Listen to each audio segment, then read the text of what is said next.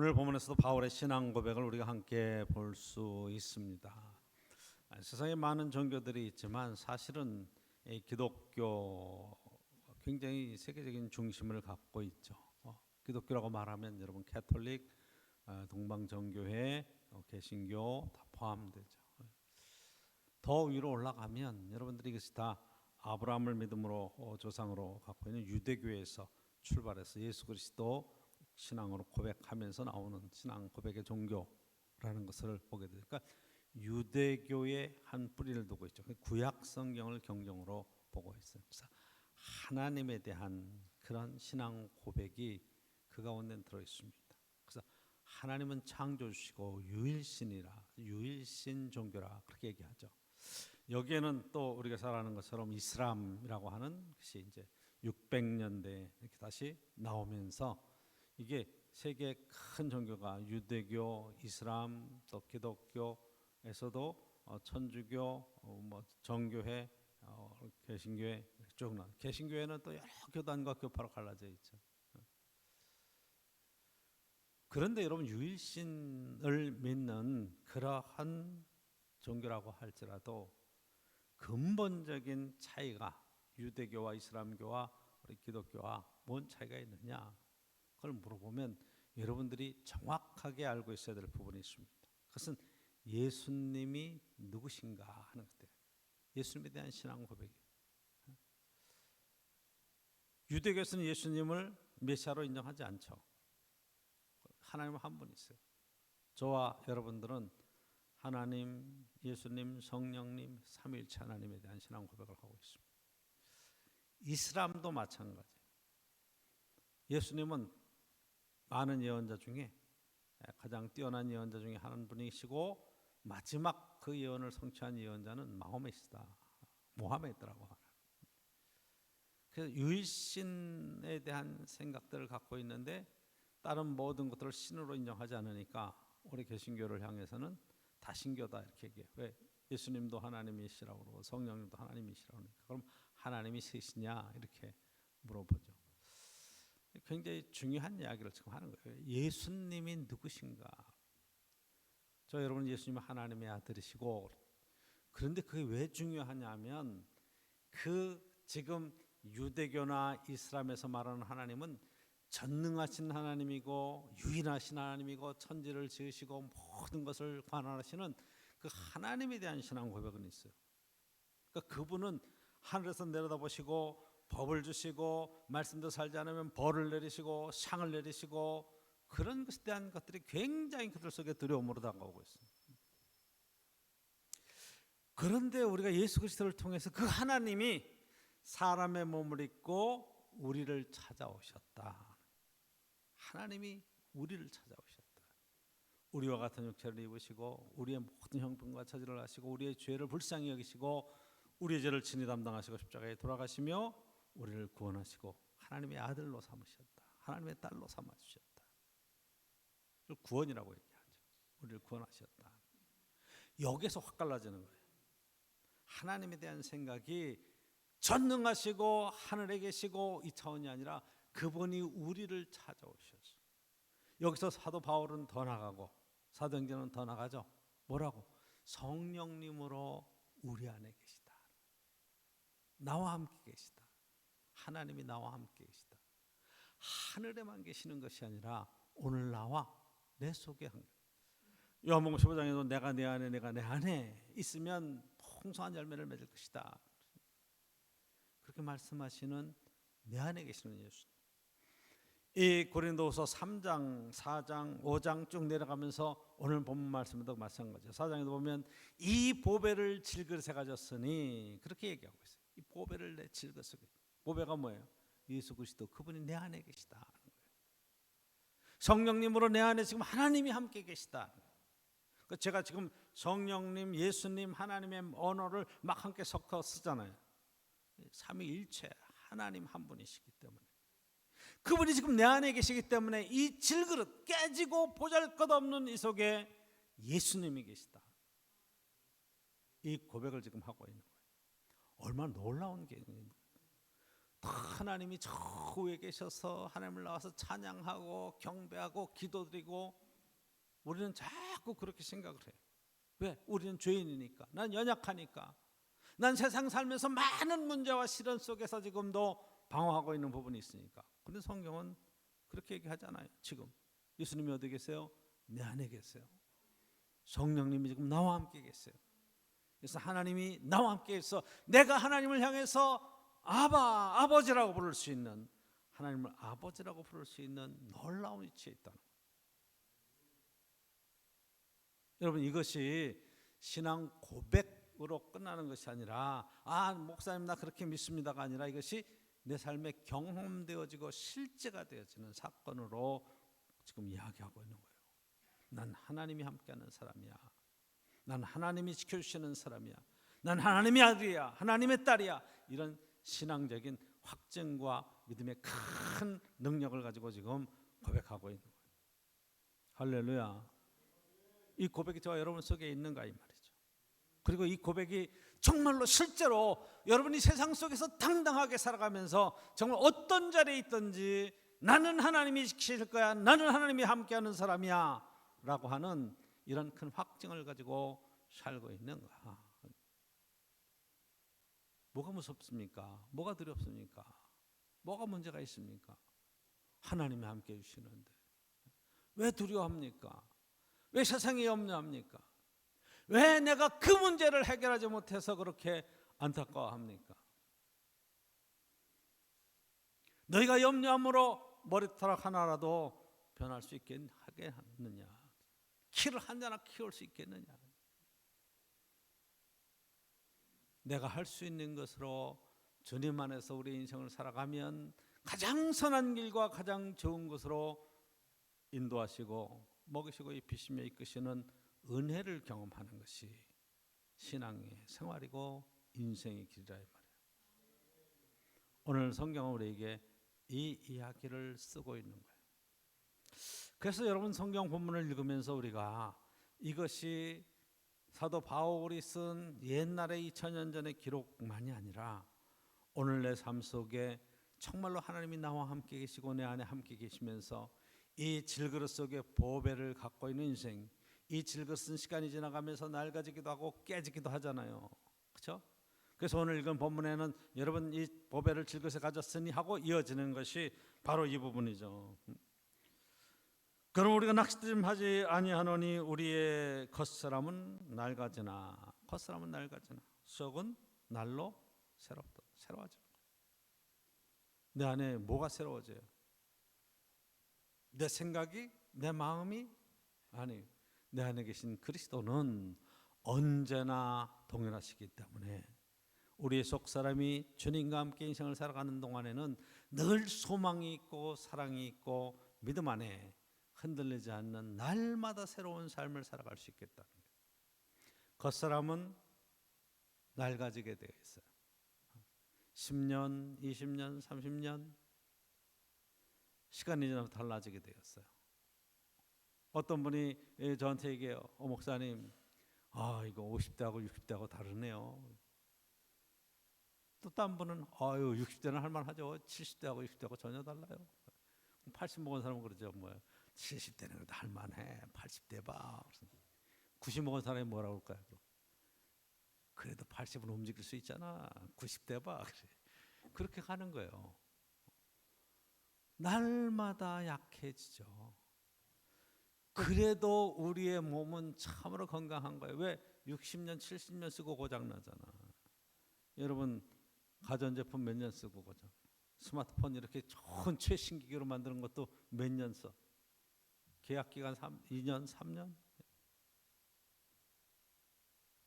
낡아지면 버리는 거잖아요. 성경은 우리에게 분명히 얘기합니다. 우리의 겉사람은 부패하라. 낡아지고 있다 나날이. 그러니까 이 몸을 가지고 너무 안타까워하지 않고 우리의 속사람이 하나님 안에서 날마다 새로워지고 믿음으로 살 수 있는 삶의 희망이 있는 것에 대해서 여러분이 감사할 수 있어야 되죠. 그렇죠? 그리고 뭐라고 이야기하고 있어요? 우리의 장막집이 무너지면 이 집이 무너질 때가 있다는 거예요. 깨질 때가 있는 거예요. 여러분, 이 보배를 질그릇에 가졌는데 질그릇이 뻑개졌어. 근데 그 안에 보화가 확 나오는 거야. 와, 이런 게 들어있었네. 이렇게 나오는 거예요. 우리의 인생을 살아가면서 우리가 무너질 때 내 속에 있는 것들이 드러나는 거예요.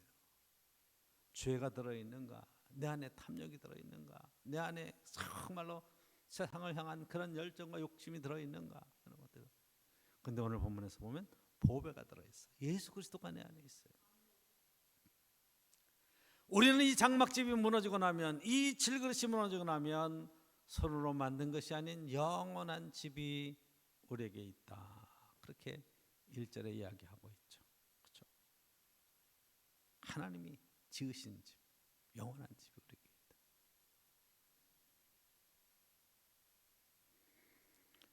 그렇기 때문에 사도 바울은 고백합니다. 내가 탄식하며 여기에서 지금 살고 있는 것에 대한 많은 시련과 고난과 어려움이 있어서 이것을 벗고자 노력하는 것이 아니라 하늘로부터 오는 은혜를 덧입고자 한다. 이게 벗으려고 노력하는 게 아니에요. 그렇기 때문에 내가 있는 삶에 있어서 지금 최선의 삶을 살아가면서 우리가 하나님의 부르신 그 부름의 상을 향해서 날마다 믿음으로 달려가면 하나님께서 그 약속을 성취하실 것이라, 하늘 보좌에서 그 영원한 천국에 대한 소망을 지금 이야기하고 있는 것이죠. 그래서 4절, 참으로 이 장막에 있는 우리가 짐진 것 같이 탄식하는 것은 너무 탄식하고 있는데, 이것은 벗고자 함이 아니요 오히려 덧입고자 함이니 죽을 것이 생명에 삼킴 받게 하려 함이라. 이것이 지금 죽을 것이 생명으로 삼킴 받는, 이것은 깨지고 무너지고 끝나는 것이 아니라 영원한 생명으로 거듭나서 천국에 대한 소망을 이야기하고 있는 것을 보게 됩니다. 예수 그리스도 생명으로 우리가 거듭나는 축복을 하고 있는 것을 보게 되죠. 자, 이것이 믿음으로 우리에게 주셨어요. 그렇죠? 그래서 사도 바울은 여러분 소망하는 것이 8절에 보면 우리가 담대하여 원하는 바는 차라리 몸을 떠나 주와 함께 있는 것이라. 떠나기를 원하고 있어요. 담대하게 지금 떠나기를 원해서 주와 함께 있기를 소망하고 있지만, 근데 그것이 목적이 아니에요. 그렇죠? 그래서 9절을 보면 그런즉 우리가 몸으로 있든지 떠나 있든지 주를 기쁘시게 하는 자 되기를 힘쓰노라. 몸에 있든지 떠나 있든지, 이게 지금 떠나서 주와 함께 사는 것, 그게 목적이 아니에요. 그러면 빨리빨리 가야 되겠죠. 그렇죠? 근데 그게 목적이 아니에요. 왜? 주님을 기쁘시게 하는 삶을 이 땅에서 살아내면서 하나님 앞에 10절 보시면 뭐라고 쓰고 있어요? 이는 우리가 다 반드시 그리스도의 심판대 앞에 나타나게 되리라. 각각 선악간에 그 몸으로 행한 것을 따라 받으려 함이라. 아, 우리의 몸으로 이 땅에 어떻게 살았는지에 따라서 그리스도의 심판대 앞에 세워지는구나. 그때 상급이 있구나. 그렇게 지금 얘기하고 있어요. 그러니까 이 땅을도 여러분들이 함부로 살 수가 없어요. 보배를 갖고 있는 항아리를 함부로 할 수가 없어요. 깨지지 않도록 잘 보호하고 끝까지 하나님 앞에 이 몸을 통해서 쓰임받고 사역하는 그 일에 여러분들이 쓰임받는 것이 얼마나 귀중한가 하는 것을 보게 되죠. 오늘 본문 속에서 여러분들이 함께 우리가 꼭 봐야 될 부분이 있어요. 그 강조점 3가지를 함께 우리 보려고 합니다. 내 안에 계신 그리스도, 여러분 이것을 꼭 기억해야 돼요. 그렇죠? 주님 내 안에 계십니다. 정말로 이 보배를 우리는 갖고 있습니다. 주님이 함께 하십니다. 저 여러분들 하나님의 자녀가 하나님을 아빠 아버지라고 부를 수 있는 놀라운 축복된 자리에 세워져 있는 이것, 계속 강조해도 조금도 부족함이 없어요. 많은 사람들이 하나님을 찾고 찾아요. 왜? 하나님을 예배하는 것보다든 하나님께 구하고 뭘 받으려고 하는. 그래서 우리가 막 신앙생활하고 성경 말씀을 봐도 막 감성하는 것은 주님께서 우리에게 주시는 삶의 축복 찾으라, 뭐 두드려라, 구하라, 찾으라, 두드리라, 그러면 주실 것이요 열릴 것이요. 무엇을 주신 것에 대한 이야기, 찾는 것에 대한 이야기, 하나님이 하늘로부터 내게 복을 주시는 이야기, 이런 것들에게는 귀를 열어요. 근데 가장 귀한 하나님이 나와 함께 계시는, 하나님이 내 안에 계시는 그것들을 자꾸 놓쳐요. 하나님이 주시는 세상 것들에 대해서는 굉장히 밝힙니다. 탈무드에 보면 이런 얘기가 있습니다. 아버지가 굉장히 큰 부호이고 장사를 많이 하시고 아주 굉장한 사업을 크게 하시는 분인데 멀리 해외에 나가서 지금 장사를 떠났어요. 근데 거기서 돌아가신 거예요. 근데 아이가 어려서 이게 참 돌아가시면서 이 유산을 어떻게 줘야 될지 모르는 거예요. 그 집에는 종들이 여럿 있고 재산을 관리하는. 그런데 돌아가시면서 유서를 하나 써서 보낸 거예요. 이 모든 재산을 그 집의 제일 첫 번째 되는 종에게 다 준다 하는 거예요. 유산을 아들에게는 하나. 그래서 맨 마지막에 이 내 재산, 모든 재산 중에 이 아들은 한 가지를 가질 수 있는 권리를 주겠다. 아들은 한 가지 재산을 갖는 거예요.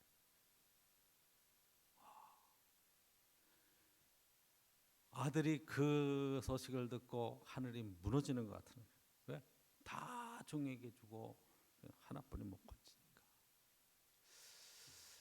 그래서 너무 고민돼서 이 문제를 가지고 랍비에게 갔어요. 그래서 물어보는 겁니다. 아버지가 이런 유서를 보내면서 이게 상속에 관한 이야기를 이렇게 했는데 이게 무슨 뜻이 있습니까? 난 어떻게 하면 좋겠습니까? 그랬더니 랍비가 그 내용들을 쭉 보더니 아버지가 너무 현명하시다. 아들이 어릴 때는 후견인이 돌보게 돼 있거든요. 후견인. 그러니까 이 아들이 다 장성해서 자기의 재산을 관리할 수 있을 때에 그때 이제 재산 중에 하나를 고르게 되어 있는 거예요. 그랬더니 선생 랍비가 하는 이야기가 아버지가 정말 지혜롭게 하셨습니다.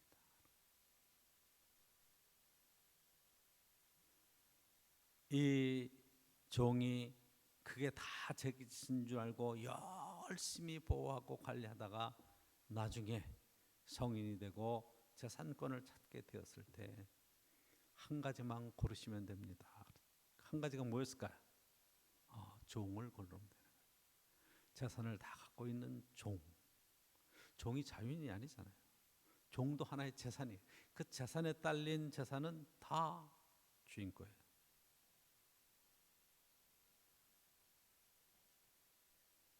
이 종들이 아버지가 죽고 아들이 어린 그 상황 속에서 재산을 함부로 허랑방탕할까봐 다 빼달릴까봐 하나에게 책임을 물어주고 나중에 그 아들에게는 그렇게 택할 수 있는 지혜를 준 거예요. 근데 이 아들이 미련해서 그 종을 택하지 못한다. 그 중에 뭐 보석을 택하든가 뭐 재물 하나를 택한다 그러면 망하는 거죠. 그렇죠? 그러니까 저와 여러분들은 사실은 이 보배를 질그릇에 가졌다는 것은 세상에 가장 귀한 그 어떤 세상에 가장 귀한 것, 그 무엇과도 비교할 수 없는 가장 귀한 보배를 이미 소유하고 있는 거예요. 예수님이 내 안에 계신 거예요. 세상 그 무엇과도 바꿀 수 없는 예수 그리스도, 그렇죠? 가장 귀한 분이 내 안에 있는. 근데도 우리는 이것으로 만족하지 못해요. 그리고 세상의 모든 것들 때문에 때로는 비교당하고 원망하고 불평하고 이렇게 지금 살아가요. 하나님 앞에 왜 나는 이러냐고 그렇게 반문하며 살아가는 연약함이 우리 가운데 있단 말이에요. 여러분, 가장 귀한 분을 모시고 있는 거예요. 제가 유대교도 얘기하고 이슬람도 얘기했지만 저 높은 곳에 계신 분이기 때문에 그분한테 잘 보이고 뭘 잘하려고 그리고 뭘 바치려고 그리고 뭘 정성을 바치려고 그리고 뭐 찬양도 드리고 이러지만 여러분, 그분이 내 안에 계시다니까. 나가 굉장히 존중받아야 될 존재고 내 안에 주님이 함께하면서 여러분 기도도 막 부르짖는 기도 물론 구약 성경에 그렇게 얘기하죠. 그렇죠? 부르짖으라 그러잖아요. 구약 성경에 다 그러잖아요. 왜? 하나님에 대한 생각이 그게. 근데 여러분 신약 성경으로 오면 예수님이 내 안에 계시기 때문에 내 작은 신음에도 응답하시는 하나님 이렇게 얘기하고 있잖아요. 그렇죠? 내 안에도 막 소리 지를 거예요? 그런 상황이 아니잖아. 그래서 저와 여러분들은 주님 이렇게만 기도를 해도 주님이 다 들으시는 거예요. 저와 여러분이 신앙생활 해가면서 바로 이 나와 함께 하시는 주님에 대한 신앙 이 고백이 정말로 실제가 돼야 되는데, 그래서 여러분들이 운전하고 가실 때라든가 뭐 다른 역을 할 때라든가 어떤 상황 속에서든지 주님이 나와 함께 계심에 대한 큰 자부심과 당당함을 가지고 여러분 자신만만하게 그렇게 세상을 살아갈 수 있는 신앙의 열정이 있기를 축복합니다. 주님이 나와 함께 계시다. 아무것도 아닌 거예요. 육체의 연약함, 여러분 주님이 내 안에 계시는데 무슨 상관이 있어요? 그렇게 여러분 당당함이 있어야 돼요. 주님 다스려 주십시오. 내 마음과 생각, 여러분 히브리서의 우리 새벽기도의 말씀을 우리가 쭉 보지만 이 하나님의 말씀이 내 안에 있으면 이 말씀이 정말로 예리한 칼과 같이 내 영과 혼과 골수도 찔러 쪼갤 뿐만 아니라 내 마음의 생각과 뜻을 감찰하시고 분별해내세요. 그러니까 예수님이 내 안에 계시면 내 생각도 내 마음대로 내가 하고 싶은 대로 사는 인생이 아니라 이 말이에요. 예수 그리스도의 십자가의 그 큰 은혜를 경험한 내가 이 땅을 살아가는 삶의 지혜가 어디에 있느냐? 바로 여기에 있는 거예요. 주님이 함께 계시는데 내가 나쁜 짓을 할 수 있어요? 도둑질을 할 수 있어요? 욕을 할 수 있어요? 어떻게 함부로 행동할 수 있어요? 하나님이 저 위에 계시다고 하고 안 보신다고 생각하니까 자꾸 딴 생각을 갖는 거예요. 내 안에 계시는데. 그래서 여러분 구원이라는 건 죄 사함이라는 것은 내가 여태까지 지은 죄를 모두 사했다가 아니라 지금 주님이 나와 함께 계시면서 나를 죄 짓지 못하는 존재로, 죄 지을 수 없는 존재로 나를 만들어 주셨다는 거예요. 그래서 여러분 자유로운 존재에서 모든 판단에서 자유로운 존재, 진리가 너희를 자유케 하리라. 예수님이 내 안에서 자유를 주시는 것은 하나님 안에 테두리 안에서 사는 삶의 판단의 자유이지 내 마음대로 할 수 있는 자유가 아니라 주님 뜻대로 할 수 있는 자유가 내 안에 있는 거예요. 이 보배를 질그릇 안에 가졌어요. 그렇지만 우리의 겉사람은 날로 약해지게 돼 있어요. 내 안에 보배가 있지만 시간이 오래지니까 겉에 싸고 있는 이 질그릇, 이 겉포장이 나날이 약해지게 돼 있어요. 그래서 50대 다르고 60대 다르고 여러분들이 다 70대 다르다, 80대도 달라요. 이렇게 얘기하시는 것도 다 이해가 되죠. 왜? 그렇지만 여러분 오늘 본문에서 두 번째 꼭 저와 여러분들이 기억해야 될 것은 이것은 무너질 순간이 있다. 그렇죠? 무너지는 때가 있어요. 오늘 얘기할 때 1절에 그렇죠? 장막집이 무너져. 만일 땅에 있는 우리의 장막집이 무너지면 이 무너지는 이야기 그렇죠? 하늘에 하나님께서 지으신 집 곧 손으로 지은 것이 아니요 하늘에 있는 영원한 집이 우리에게 있는 줄을 아느니라. 할렐루야. 그렇죠? 하늘에 있는 영원한 집이 우리에게 있는 줄 안다. 신앙생활은 바로 여기가 종착점이에요. 이 집이 무너질 거예요. 사람이 나이가 든다는 것이 뭔가 이렇게 봤더니 주변에 아는 사람들이 하나하나 없어지는 거예요. 그렇죠? 아는 사람이 하나하나 없어져요. 제가 100살이라고 생각해 보세요. 주변에 아는 사람이 다 없어지는 거예요. 200살까지 살았다 생각해 보세요. 200살. 그럼 여러분 아들, 딸들이 살겠어요? 나만 200살 산다고 손자, 손녀들까지 없어지고 증손 다 없어지는 거예요. 아는 사람이 하나도 없어지는 거예요. 근데 신기한 것은 여러분 어릴 때는 쉽게 친구를 사겨. 그죠? 어릴 때 쉽게 친구야. 2주만 살아도 친구가 되고 학교 같이 다녀도 친구가 되고 그래. 근데 나이가 들면 정말 친구 사이가 힘이 들어요. 안 돼. 이웃집 산다고요? 여러분 절대 아는 체 하지도 않아. 귀찮을까 봐. 한 동네 산다고요? 아이, 모른 척해요. 제가 친한 목사님이 양평의 전원주택에 사십니다. 그 전원주택의 제일 큰 문제가 뭐냐 그랬더니 이게 단지 안에서 아는 사람이 없다는 거예요. 단지 안에 같이 이렇게 쭉 살아도 인사도 안 한다는 거예요. 인사도 안 한다. 이야, 그러니까 외롭다는 거예요. 그럼 여러분 이 아파트에 사시면서 막 뭐 400가구 막 1000가구 되는 대단히 아파트에 살면 여러분 아는 사람이 많을 것 같죠? 문 딱 닫으면 모르. 옆집에 누가 사는지도 몰라. 인간성의 문제라고요? 아니 세상 사람들이 다 그래. 아는 걸 귀찮아해. 세상 친구들 여러분 나가서 만나셔서 해도 이게 지금 마음의 깊은 이야기를 나누는 친구들보다는 그냥 잠깐 만나서 헤어지고 그냥 웃다가 헤어지고 그냥 같이 뭐 좋은 얘기나 하다 헤어지기를 바라지 누가 마음에 있는 깊은 얘기를 해요. 그래서 사실은 나이가 점점 들어가면 그 절친한 친구들이 하나하나 없어지는 거예요. 살기 힘들어지는 거예요. 그 맨 마지막에 가서 보면 바로 그래서 여러분 장례식장에서 가보면 친구들까지도 나와요. 근데 끝까지 그 장례 처부터 끝까지 참 동참하는 사람들은 식구들이야. 근데 식구들도 사실은 여러분 화장장이나 이 산소에 있는 데까지 가서 거기서 묻고 돌아서면 끝이야. 그렇죠? 그 뒤에 이야기를 하고 있어. 성경은 이 땅의 장막집이 무너지면 하늘에 있는 영원한 집이 우리에게 있다. 하나님이 의신 집. 그게 있다. 예수님께서 요한복음 14장에 이야기하시죠. 내가 너희를 위해서 너희 거처를 예비하러 간다. 그 집이 완성되면 너희를 다시 불러오겠다. 주님께서 그렇게 얘기하시는 거예요. 그래서 신약 성경은 이 예수님의 약속을 따라서 우리가 죽는다는 표현을 죽는다고 하지 않고 잠잔다라고 얘기해요. 나사로가 죽었어요. 예수님을 불러왔어요. 죽은 게 아니라 잠자는 거다. 소녀가 죽었어요. 죽은 것이 아니라 잠자는 거다. 사람들이 막 비웃죠. 소녀야 일어나라. 달리다 굼 손을 잡아 일으키시잖아요. 그래서 신약 성경은 계속 우리에게 이걸 얘기해요. 마지막 나팔소리와 함께 잠자는 자들이 다 일어날 것이다. 잠잔다. 이 이야기는 깰 때가 있다. 그렇죠?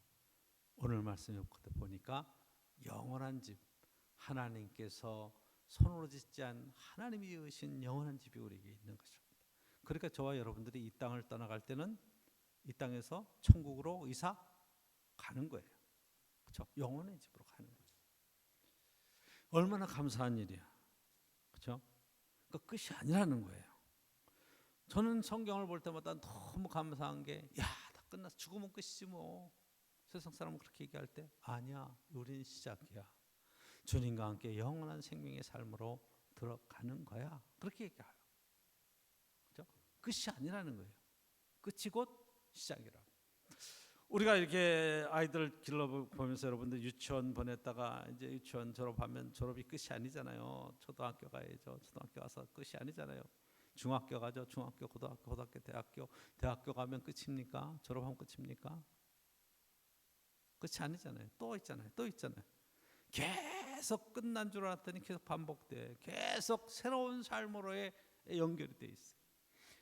봄이 시작되고 한 해가 시작된 것 같은데 어느새 이제 10월 달 마지막을 향해서 넘어가면서 이 단풍이 쫙 지고 낙엽이 지면서 오늘 하루도 이렇게 마감되는구나, 끝이구나 하는 생각이 들죠.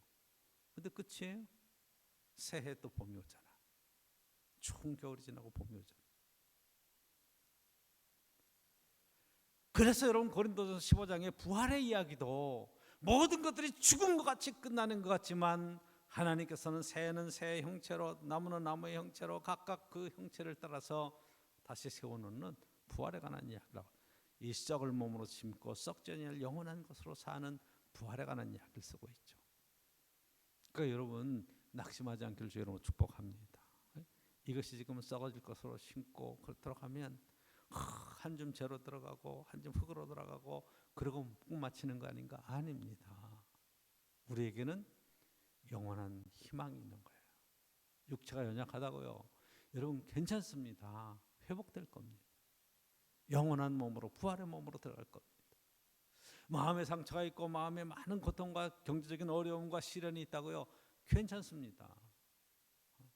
모든 건 내려놓고 가실 겁니다.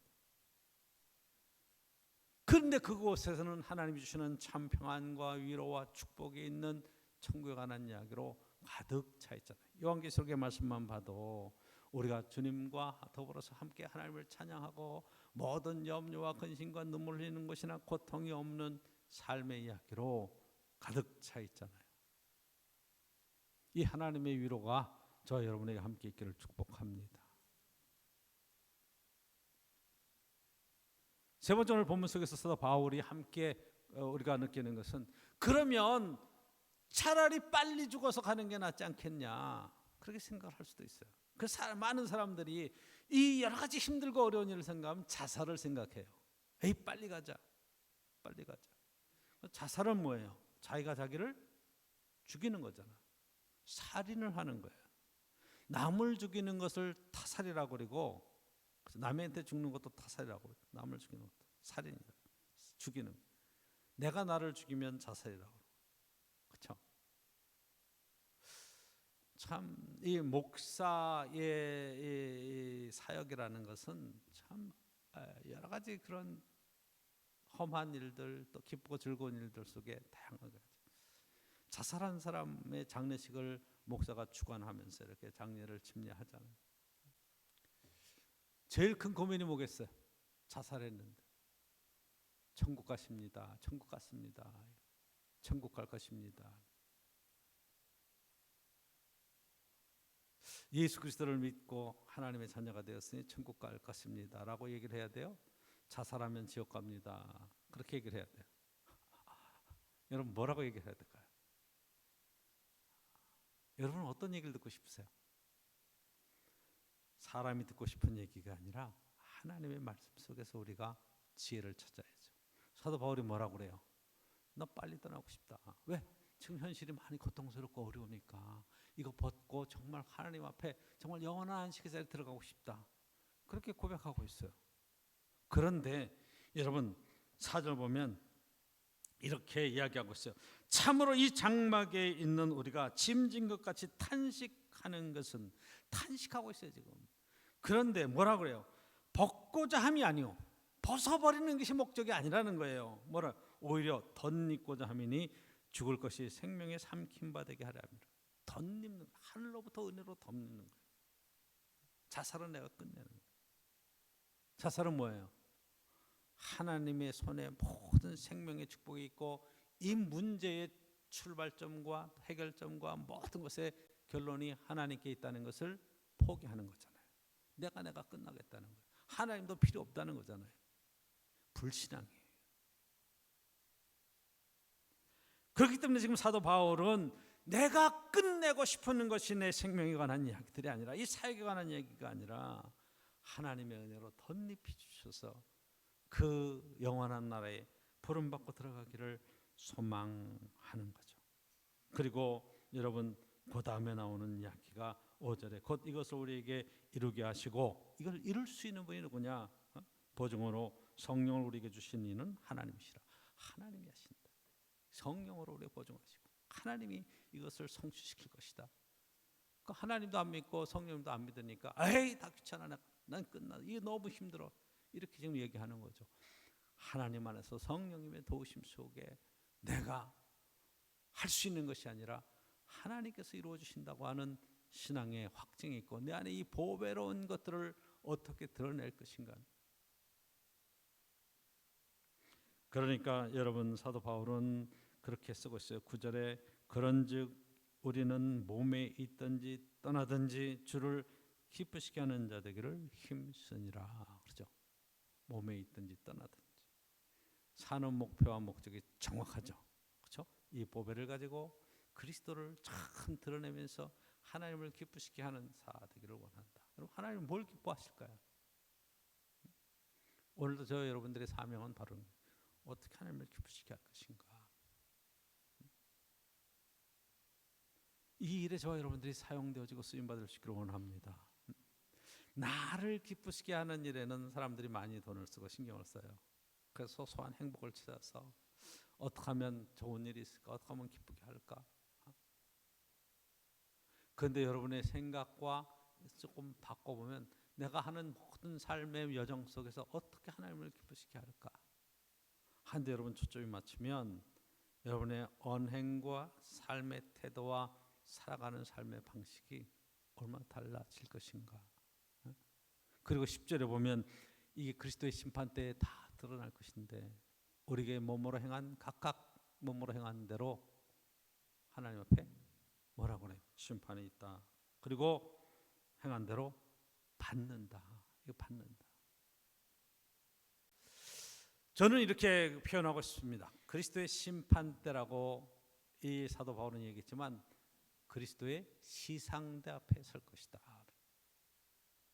심판은 잘못했다 잘했다를 가리는 건데 저는 이것을 바꿔서 시상대라고. 사도 바울은 이렇게 얘기합니다. 우리가 경주하는 자가 막 달릴지라도 마지막에 상 받는 자는 하나다. 세상에서는 그래요. 근데 여러분 다 달리는 능력과 뭐 이런 것들 다 다르잖아요. 그렇죠? 근데 그리스도 앞에 이 시상대 설 때 1등만 상을 주고 나머지 다 상 못 받는다 그러면 저와 여러분들 얼마나 낙심할 거예요. 근데 요즘은 그렇게 안 하죠. 어떻게 다 상 주는 거야. 다 열심히 달린 사람은 자기의 능력껏 한 대로 다 하나님께서 그래 내가 1등이다 내가 1등이다 내가 1등이다 다 상을 주신단 말이에요. 낙심하지 않기를 주로 축복합니다. 비교당하지 않기를 원하고 비교하지 않기를 원합니다. 주님께서 내게 주신 사명이 있고 내 안에 이 보배를 가지고 정말로 오늘까지 최선을 다해서 살았다면 앞으로 남은 삶을 여러분 정말로 멋지게 내가 그렇죠? 어떻게 주님을 기쁘시게 할까 하는 여기에 신앙생활에 좀 멋지게 쓰임 받으면서 하나님 앞에 영광스럽게 쓰임 받는 축복과 신앙의 은혜가 꼭 함께 있기를 간절히 축원합니다. 하나님 우리를 기억하시고 상급을 주실 거예요. 준비하신 것으로 영광을 나타내실 것입니다. 오늘도 여러분 가을이 깊어지면서 오국백과가 무르익어가고 열매를 맺는 계절이 됐습니다. 그렇죠? 우리가 신앙생활을 해오면서 인생을 살아온 것에 열매가 맺어지는 거죠. 30대 맺는 열매가 있고 40대 맺는 열매가 있고 50, 60, 70, 80 살아가면서 점점 풍성한 열매, 성숙하고 아름다운 믿음의 열매들을 많이 맺으셔서 하나님 앞에 큰 기쁨이 될 수 있기를 축복합니다.